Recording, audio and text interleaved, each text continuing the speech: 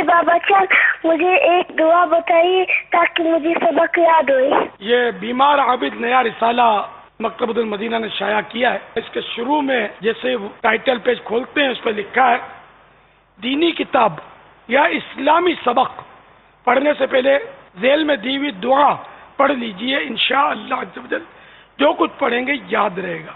دعا یہ ہے اللہم افتح علینا حکمتک وانشر علینا رحمتک یا ذا الجلال والاکرام۔ اول آخر درود پاک پڑھ لیجئے۔ یہ دعوت اسلامی کی ہر کتاب میں لکھی ہوتی ہے دعا۔ اس میں بہت سارے اوراد و وظائف ہیں مختلف بیماریوں کے، اور بیماری کے کچھ فضائل بھی ہیں، مصیبت کے فضائل ہیں۔ اب پڑھیں گے تو انشاءاللہ میرے کو لگتا ہے کہ جو شوقین ہوگا اس کو پورا کیے بغیر شاید مزہ نہ آئے، اگر شوقین ہوگا تو۔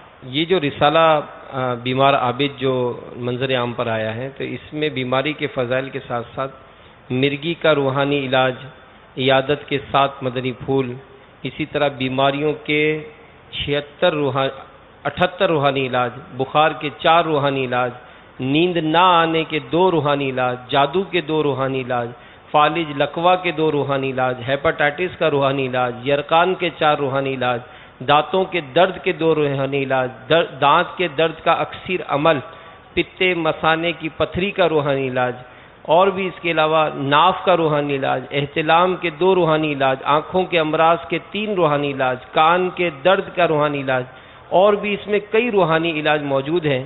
تو یہ رسالہ تو باپا تقسیم کرنے میں بھی بہت اچھی اچھی نیتیں ہوں تو ثواب کا بھی زبردست ذخیرہ ہو جائے گا۔ مریضوں کی دعائیں لو یار، یہ بانٹو، کئی بیماریوں کا علاج ہے، انوکھا رسالہ یہ